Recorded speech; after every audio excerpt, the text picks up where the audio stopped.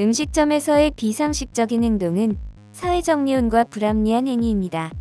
이러한 행동은 가게의 사업에 영향을 미치고 손님들의 신뢰를 손상시키며 때로는 법적인 문제로 이어질 수 있습니다.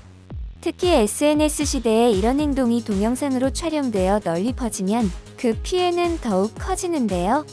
SNS에서 일본 홋카이도의 라멘집 라멘야 마오카야에서 발생한 한 남성의 비상식적인 행위가 포착된 동영상이 화제가 되었습니다. 이 동영상에서 해당 남성은 테이블 위에 물통 뚜껑을 핥는 것 같은 행위를 하고 있는 모습이 담겨 있었습니다.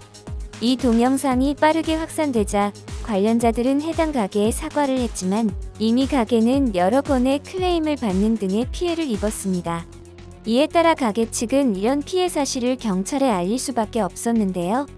보도에 따르면 이 사건은 1월 4일에 발생했으며 주소 불명의 아르바이트생 웨카와 료스케는 라멘야 마오카야 홋카이도 쿠시로점에서 테이블 위에 물통 뚜껑을 핥는 것 같은 행위를 촬영하고 SNS에 게시한 혐의로 2월 3일에 체포되었습니다.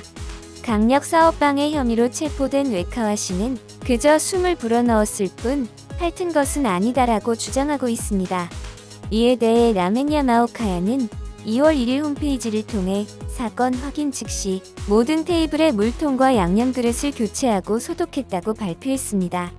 또한 라멘야 마오카야는 이 사건을 중대한 사건으로 간주하며 앞으로도 담당 경찰서 및 고문 변호사와 협력하여 엄격하게 대처하겠다고 밝혔습니다. 기사를 읽은 일본인들은 소년의 행동을 전혀 이해할 수 없다는 반응을 보였는데요. 일본인들 댓글 반응 함께 보시죠.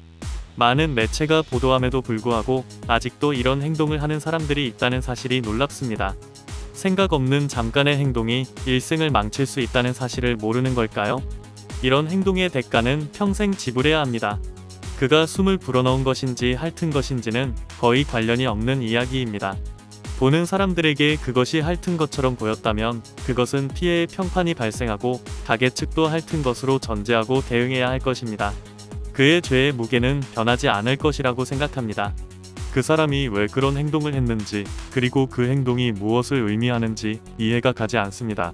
그는 핥은 것이 아니라 숨을 불어넣었다고 주장하고 있지만 그것이 사실이라 해도 그의 행동은 여전히 문제입니다.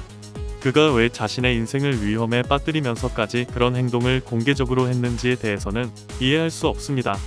모든 행동은 동영상 재생 수를 늘리기 위한 것이며 디지털 세대의 악영향으로 창의력과 독창성이 결여된 젊은이들이 많습니다.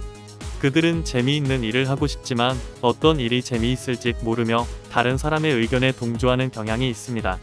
동영상을 SNS에 게시하고 고의적으로 범죄 행위의 증거를 남기다니 주목받고 싶어서 이런 어리석은 행동을 하는 것이며 피해를 입은 점포와 같은 체인점에서 이 사건에 대한 대책이든 비용의 손해배상 청구는 꼭 해야 합니다.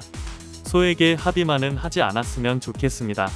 다음에 이런 사건이 발생하면 가게도 사회도 정부도 용서하지 않을 것이라는 것은 예측할 수 있습니다. 그런데도 그들이 그것을 즐기기 위해 했다니 사회를 그토록 무시한다면 무자비하게 처벌해야 합니다. 손해배상도 고려하지 않고 전액을 지불하게 해야 합니다. 가게 측에도 엄격한 대응을 부탁드립니다. 너무 관대하게 대처하면 다른 고객들이 피해를 입습니다. 지금까지도 여러 뉴스가 있음에도 불구하고 계속 일어나니까 타협하지 않고 대처해주세요. 앞으로의 외식 산업을 위해서라도 부탁드립니다. 이러한 사건들은 개인의 잠깐의 경솔한 행동이 얼마나 큰 파장을 일으킬 수 있는지를 보여주는 충격적인 사례인데요. 특히 SNS 시대에서는 개인의 행동이 금방 널리 퍼져 그 영향력이 더욱 커지곤 합니다. 이러한 사건이 앞으로 발생하지 않기를 바라며 공동체의 일원으로서의 책임을 이행하면서 상호 존중과 이해를 바탕으로 더 나은 사회를 만들어 나갈 수 있기를 바랍니다. 오늘 준비한 소식은 여기까지입니다. 영상이 유익하셨다면 좋아요와 구독 부탁드립니다.